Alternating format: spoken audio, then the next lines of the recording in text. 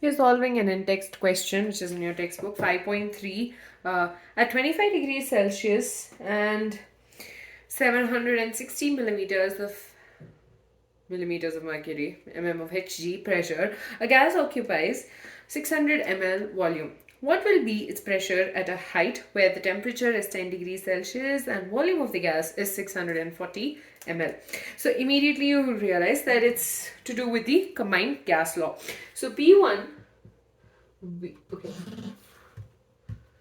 V1 by T1 equals to P2 V2 by T2. This is the combined gas law.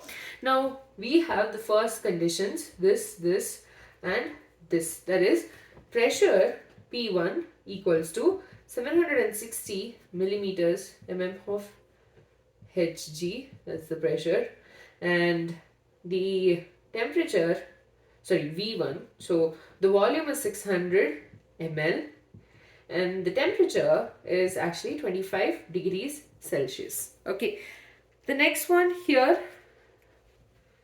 is going to be, now we have to figure out what the pressure is going to be. So we need to figure out what the P2 value is, and we know, or rather we've been given that the volume is 640 and temperature is 10 degrees Celsius. So 640 ml and temperature T2 equals to 10 degrees Celsius.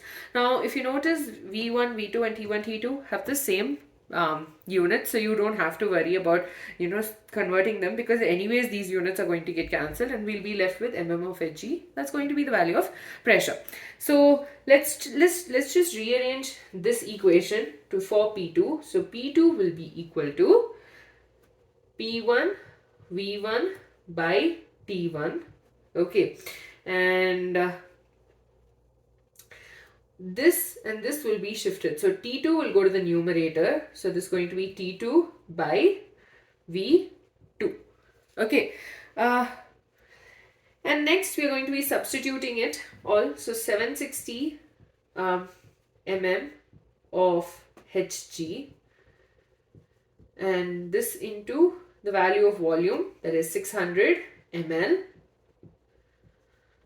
Okay, and this into T2, which is 10 degrees Celsius, and this whole divided by T1, which is 25 degrees Celsius, into V2, because you have V2 over here, 640 ml. Okay, now as I told you, you have this and this getting cancelled, this and this getting cancelled. Okay, and I'm sure you can simplify this further.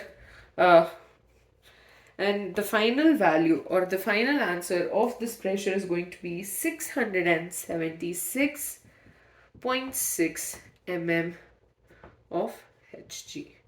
So in this question, we were given the values of five values, and we had to calculate the sixth one, and so we used the combined gas equation, or rather the combined gas law.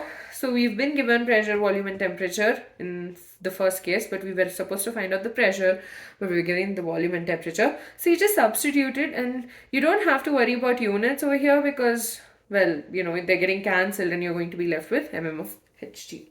That we're done with this particular question. In the next video, we'll be continuing with the density and molar mass of a gaseous substance.